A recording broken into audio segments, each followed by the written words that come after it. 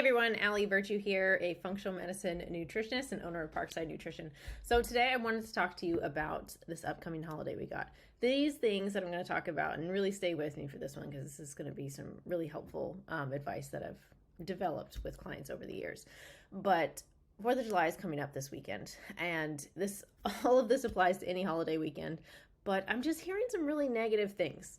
So it's 4th of July weekend, and I'm just hearing things like, it's going to be a bad weekend, I'm about to go crazy, it's about to get crazy, I might fall off the wagon this Saturday, my family comes into town this weekend, and we just get wild. Things like that. Nothing inherently bad, but just the connotation of, I'm going to fall off the wagon, I'm going to do really bad, I'm going to have to, get back on track on Monday, all of those things. And I think those statements make things really hard. Because it's going to be an uphill battle on Monday. You're going to feel like crap, and you're like planning for it. And that's just kind of like, after hearing people feel so good after making those changes, that's not what I want for you. So, and this does not have to happen. So if you think you need to aim for perfection or spend hours in the gym this holiday weekend instead of with your family and have zero fun, I'm definitely not saying that either. So let me paint two different scenarios for you, but I'm going to talk about how you can troubleshoot even the problem scenario. So really stick with me for this. So if you stick to your regular routine during the week, like most people do, but really try to do that this week and especially next week, that's going to be the majority of what you do all the time. And if you're doing the majority of the things really well, you're probably going to be good. You're probably not going to have as hard of a rebound or a fall off the wagon or whatever you want to call it. So get some good sleep. If you sleep, you'll make a lot better decisions, guaranteed. If you drink your water, if you generally eat well, if you do not overeat, if you stop when you're full or when you're no longer hungry, if you moderate your alcohol, that one's really helpful as well. For me, I don't care if people drink or not. I just want it to be a choice. I don't want it to be an assumption. And then exercise or move at least 30 minutes a day. And this is not necessarily for the physical benefits. This is for the mental benefits. People feel better. They make better decisions when they get that movement done early on in the day. If none of your nutritional health gets better this weekend, make sure that your mental health gets better. So don't be so hard on yourself Monday morning. So do all those things in an effort to feel better, not to necessarily lose weight this weekend or whatever. Just do it to feel better. And for me and my clients, that's usually what motivates them most. They're like, I just want to feel good. And once you get a taste of what feeling good feels like, you don't really want to give it up too easily. All right, so stick with me for these two paths. So this is a common pattern that I see all the time.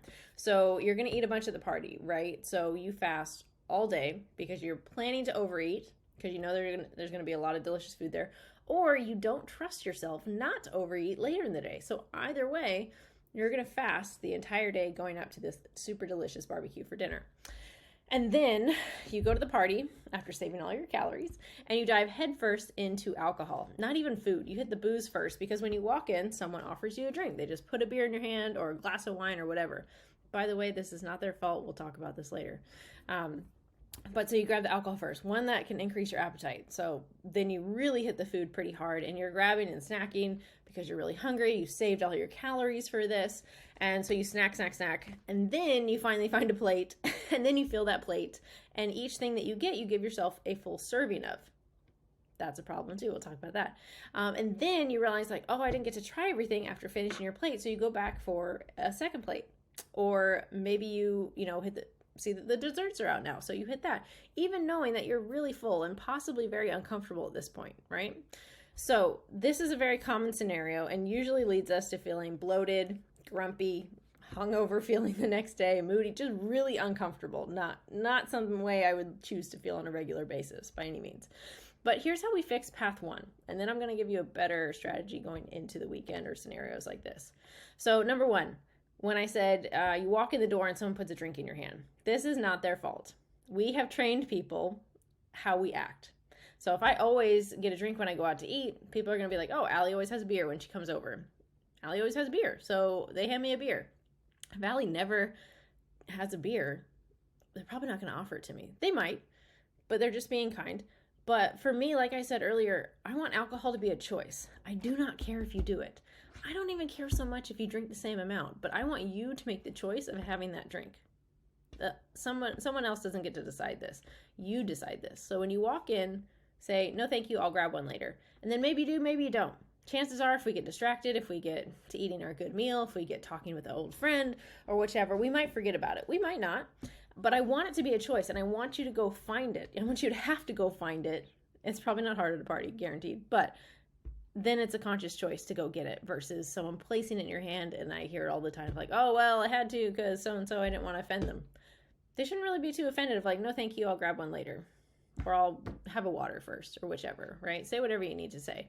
But you have to train yourself, and you also have to retrain the people around you not to offer you those things as well. So be patient with that process. And then snacking. If you catch yourself kind of like doing this number before you even have a chance to grab a plate, freeze.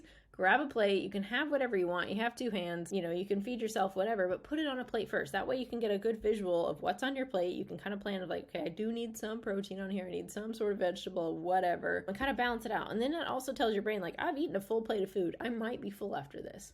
And that's at least one way you can kind of, quote, keep track of it in your head, at least, as far as portion size, more than like calories or anything like this. So that's one way you can do things. That's path number 1. That is also how to fix path number 1 in the middle, kind of do a little triage situation there in the middle. And then this is path 2. This is the one that I coach my clients to hopefully perform on a regular basis to the point where it just becomes routine. And again, this is because this will be routine for you.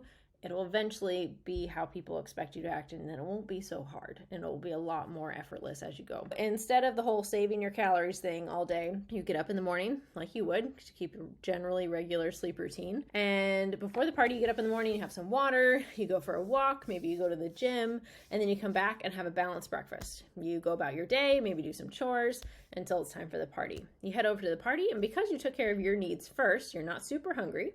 You're not feeling extra anxious. You got a good workout in or got some activity in. You got good sleep. So you're in a pretty darn good place to make some really logical decisions.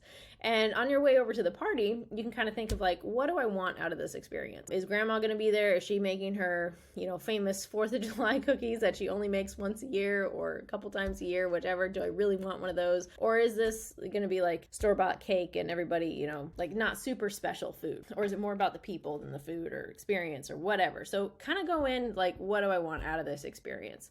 So you can kind of pre-plan for that. And you can also plan, do I want to drink? Am I DD? Am I not? Things like that. And so come up with a plan. Do I want to enjoy a few beers with my friends? Do I want to make that choice?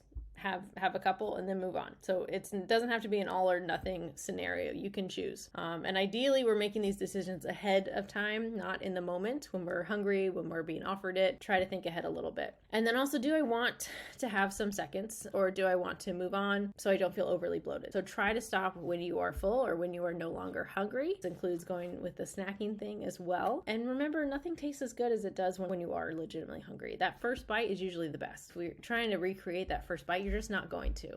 It won't taste as good after that. Try to think of future you and what they would really appreciate you doing today to take care of them tomorrow. Another important note is if you're working on moderation and if you are trying to learn portion control, do not compare this weekend to your A game during the week. These are different scenarios. You are comparing apples and oranges at this point because we don't always have a bridal shower, a baby shower, and a 4th of July barbecue all in one weekend. So don't hold yourself to that same high standard, especially if these things are new to you. That's a different ball game. You're learning a different set of kind of behaviors in that scenario. It's easy to not have a beer at lunch when you're on a work meeting at 1 o'clock. So don't compare yourself to a Tuesday on a Saturday, right? Those are 2 different games that we have to perfect and work on. And I hear this all the time from clients who are like, I can nail this stuff Monday through Thursday, but man, Friday through Sunday is a different ball game. We have to work on both sides of our game. Think of it as offensive or defensive, however you want to think about it in terms of sports. But give yourself a little bit of a break, work on something, be intentional about your actions, think ahead when you can, and give yourself a little bit of grace if you feel like you messed up on that initial plan. You'll get better at it. You will get better at it. If you aren't sure what choices to make, if this seems really overwhelming to like plan ahead or whatever, a really simple thing to do is think about what you did last year. Think about if you're happy with those results or how you felt after the event. If you didn't, choose something different. That's it. As simple as that. If we're not sure of the path forward to get to our goals, it's probably not the same one that got us to this current point. Okay, so do something different than you did last year, and then hopefully you will end up at a better destination. If you are looking for any other advice on nutrition coaching, digestion, lifestyle habits for weight loss and better gut health, please reach out. You can email me at allie@parksidenutrition.com and make sure you subscribe to parksidenutrition.com on the email list to get all the latest updates there. But let me know your questions and comments in the comments below, and I will try to get back to you.